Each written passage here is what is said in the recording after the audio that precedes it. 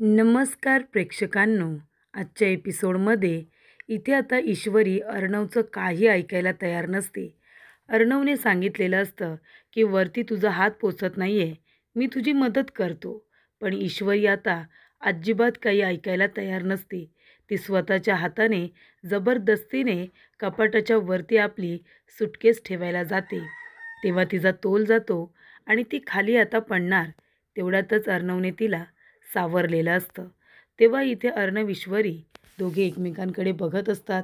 ईश्वरी घाबरलेली असते.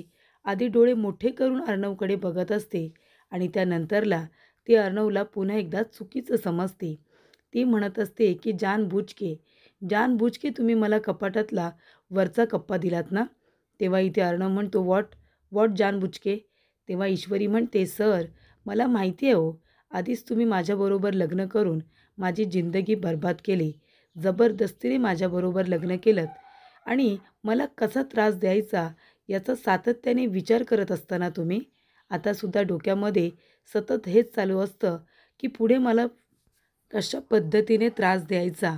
म्हणजे तुम्ही मला वरचा कप्पा मुद्दामून दिला आहेत, कारण रोज सकाळी कपडे काढताना आणि ठेवताना मला त्रास व्हावा म्हणूनच ना. तेव्हा इथे अर्णव म्हणतो मी असं काहीही केलेलं नाही आहे. तेव्हा ईश्वरी म्हणते माहिती आहे ना मला, तुम्ही मुद्दामून मला त्रास देण्यासाठी वेगवेगळे प्रयत्न करताय. तुमच्या डोक्यामध्ये सातत्याने हे आता विचार चालू असतात ना. सगळं कळतंय मला. मला कशा पद्धतीने टॉर्चर करता येईल याचाच विचार करत असता.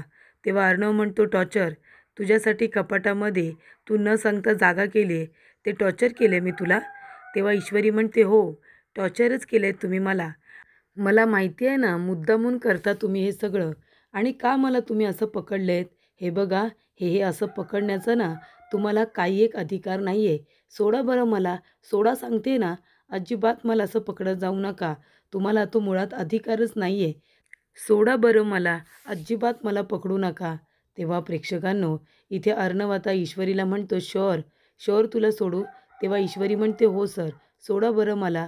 तेव्हा इथे अर्णव आता तिला जागच्या जागी सोडून देतो आणि खाली तिला जोरात पाडतो. तेव्हा इथे ईश्वरीला जागच्या जागी सोडल्यानंतर इथे अर्णव आता आपल्या खुर्चीवरती जाऊन बसतो.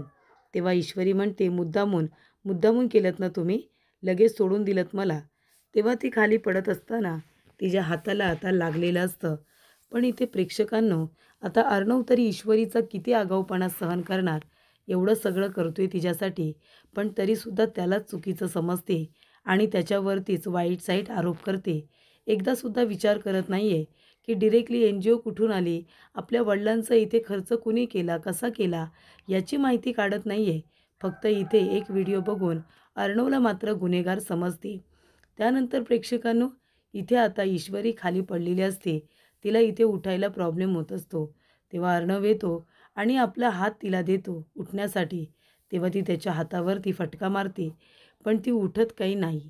तेव्हा इथे अर्णव आता रागानेच तिचे हात पकडतो आणि तिला पटकन आता उठून उभी करतो. तेव्हा इकडे दोघेही एकमेकांकडे बघत असतात. तेव्हा ईश्वरी बाजूला उभी राहते आणि आपल्या हाताला आता दाबून टाकत असते, कारण तिला जोरात आता हाताला लागलेलं असतं. तेव्हा अर्णव इथे तिच्याकडे बघत असतो. त्याला वाईट वाटतं. त्याला माहितीसुद्धा नसतं की वरचा कप्पा खालचा कप्पा असं काहीतरी होईल. तेव्हा इथे अर्णव आता कपाट उघडतो. तेव्हा ईश्वरी मागे वळून बघत असते. तेव्हा अर्णव ईश्वरीने लावलेले ते कपडे खाली काढून ठेवतो.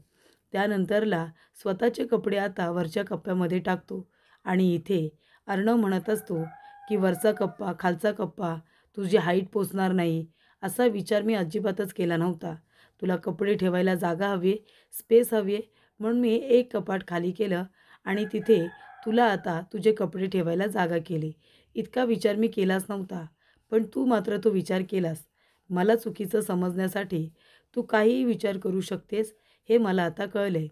तेव्हा अर्णव ईश्वरीचे सगळे कपडे आता खाली काढून ठेवतो आणि स्वतःचे जे मधल्या कपाटामध्ये कपडे असतात ते सगळे आता वरती व्यवस्थित लावून ठेवतो.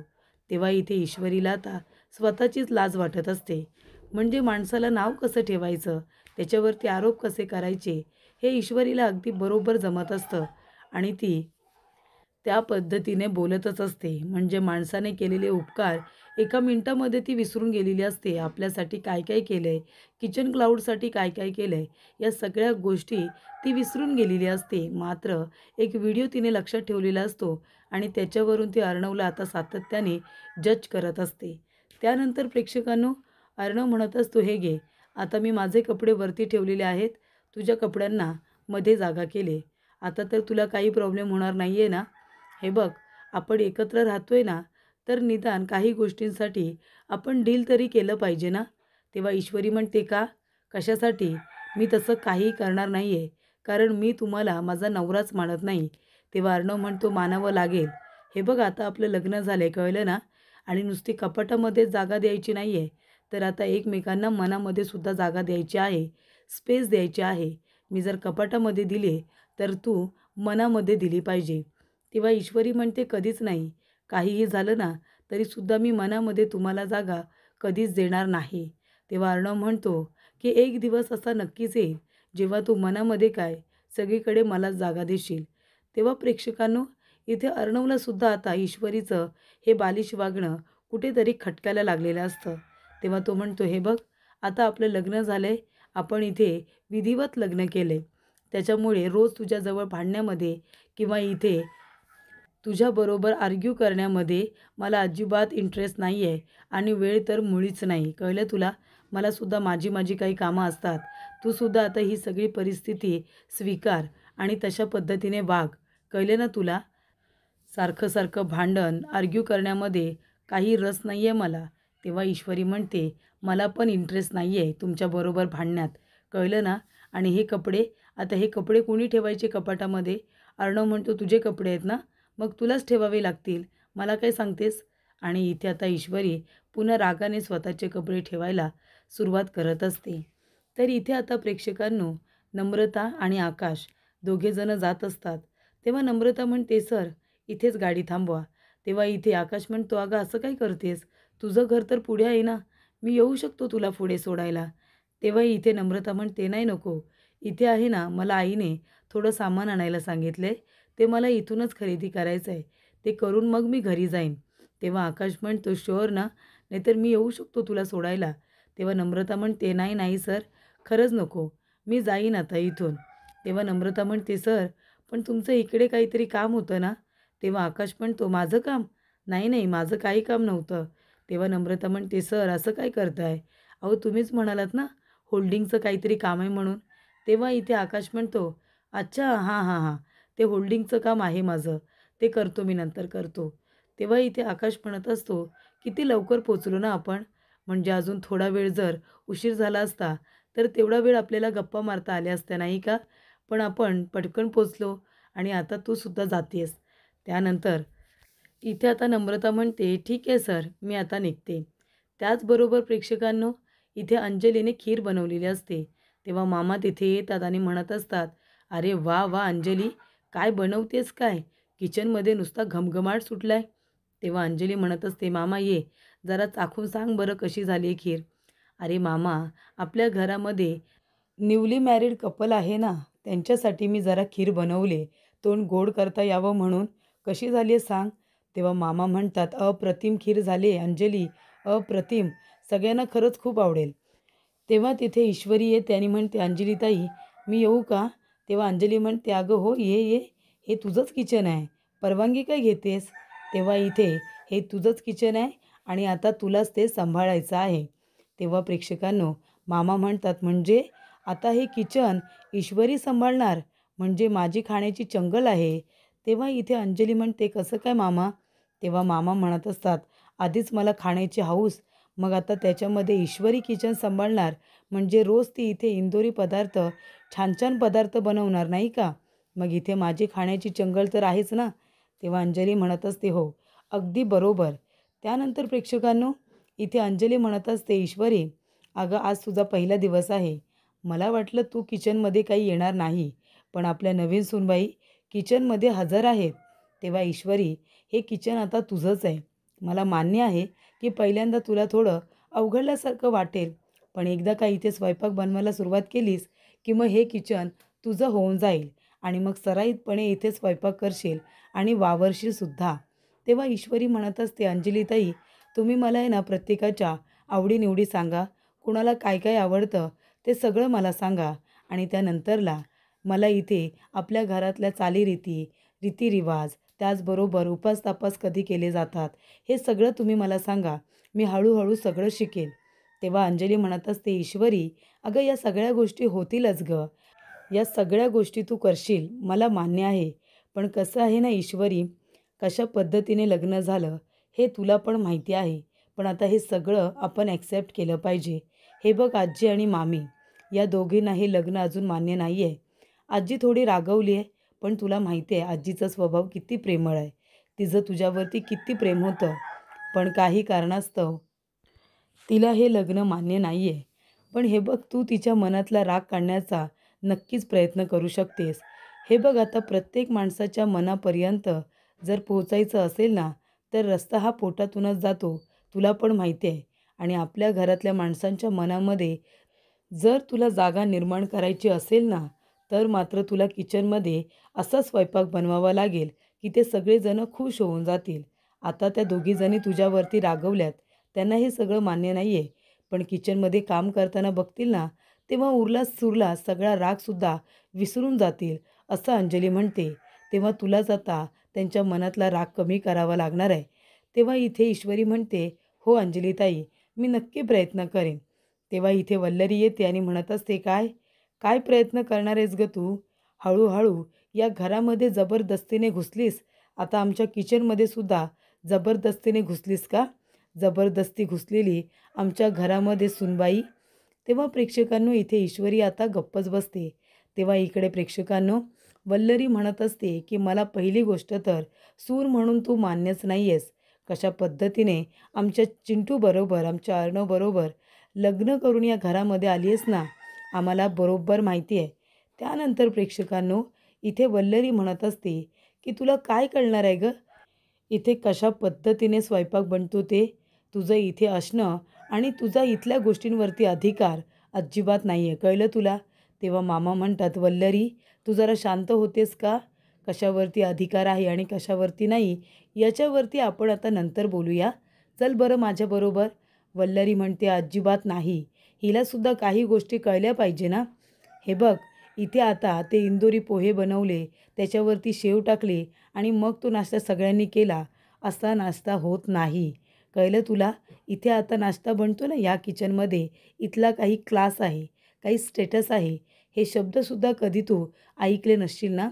क्लास आणि स्टेटस पण तो असतो आणि ते तुलासुद्धा कळलं पाहिजे. तुमच्या घरामध्ये, मिडल क्लास घरामध्ये तुम्ही महिन्याला जितका राशन भरता ना, तितका माझा मुलगा रोज रोज इथे प्रोटीन शेक पितो. कळतंय तुला? तुमच्या घरी महिन्याला राशन भरणारी रक्कम आणि तो प्रोटीन शेक जो पितो, ती रोजची रक्कम ही एकसारखी आहे. त्याच्यामुळे क्लासचा काय डिफरन्स आहे, हे तुला आता कळलंच असेल.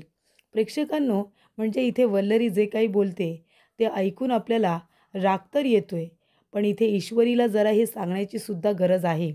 ईश्वरीला कळायला हवं, इतका फरक, इतका डिफरन्स असताना देखील अर्णवने तिच्याबरोबर लग्न का केलं असेल, या गोष्टीचा विचार तिने करायलाच हवा होता.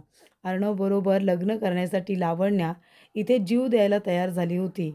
पण इथे अर्णवने ईश्वरीबरोबर लग्न केलं, कारण त्याचं प्रेम आहे म्हणून. पण इथे ईश्वरी तो विचार करत नाही आहे.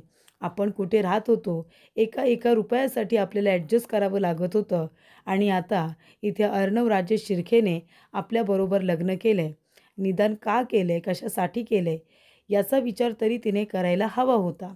पण इथे त्याच्यावरती आरोप करण्यामध्ये ती इतकी बिझी झाली, की चारी बाजूला नक्की काय घडतं आहे, हे तिला जाणून घेताना इंटरेस्टसुद्धा नाही आहे. त्याचबरोबर प्रेक्षकांनो, इथे आता ईश्वरी तिच्या डोळ्यात पाणी आलेलं असतं. कारण तिथे आजी येतात आणि आजीसुद्धा तेच म्हणत असतात, की एक गोष्ट लक्षात ठेव, या घरामध्ये अर्णवबरोबर लग्न करून तर आली आहेस, सून म्हणून या घरामध्ये आली आहेस. पण जर तुझ्यामुळे माझ्या अर्णववरती काही संकट ओढवलं ना, तर ते मी अजिबात मान्य करणार नाही आहे. मी तुला आत्ताच सांगते, तुझ्यामुळे त्याला अजिबात काही त्रास होता कामा नये. तेव्हा इथे अंजली म्हणते, "आई, अहो या लोकांना ते काही कळतच नाही आहे." "अगं अंजली, जरा विचार कर ना, ही मुलगी अचानकपणे आपल्या घरामध्ये घुसते काय आणि त्याचा सगळा आरोप ती आपल्या अर्णववरती टाकते काय? अगं हिच्यामुळे अर्णवला किती आणि काय काय त्रास झाला आहे ना, ते आपण बघितलं नाही आहे का? तेव्हा इथे मामा म्हणतात, वल्लरी अगं तू जरा शांत हो ना. काही गोष्टी आपल्या हातात नसतात. तेव्हा आजी म्हणतात, तरीसुद्धा या घरामध्ये सून म्हणून आली आहेस, पण मी तुला कधीही सून मानणार नाही. तेव्हा प्रेक्षकांनो, अर्णव तिथे येतो. अर्णव म्हणत असतो, मामी आजी हे बघा तुम्ही दोघीजणी इथे आता मी सिंदूरला या घरची सून म्हणून ॲक्सेप्ट करा. तिने हे लग्न का केलं, ती या घरामध्ये कशासाठी आली आहे, या सगळ्यावरती डिस्कशन झालेलं आहे आणि ते इनफ डिस्कशन आहे. सारखं सारखं त्याच्यावरती बोलण्यात काहीही अर्थ नाही आहे. आणि आता मी सिंदूर माझी बायको आहे आणि तुमची सूनसुद्धा आहे आणि त्या अधिकाराने हे घरसुद्धा तिचं आहे. त्याच्यामुळे सातत्याने तिला इथे कॉर्नर करून तिचा अपमान करायची गरज नाही आहे. ती मालकीण आहे या घरची आणि त्यामुळे या घरावरती तिचासुद्धा अधिकार आहे. या घरातले सगळे हक्क आणि अधिकार तिलासुद्धा मिळाले पाहिजे. आता माझी बायको या नात्याने तुम्ही तो मान तिला द्याल अशी मी तुमच्याकडून आता आशा करतो आहे. पण प्रत्येक वेळेला अपमान करणं, प्रत्येक वेळेला घालून पाडून बोलणं हे बरोबर नाही आहे. ती आता माझी बायको आहे. विधिवत लग्न तुम्हाला हवं होतं. विधिवत लग्न केलं ना, तरीसुद्धा तुम्हाला सॅटिस्फॅक्शन मिळत नसेल, तर याच्यावरती मी काही करू शकत नाही. पण आता आमचं लग्न हे रीतिरिवाजाप्रमाणे तुमच्या डोळ्यात देखत झालं आहे.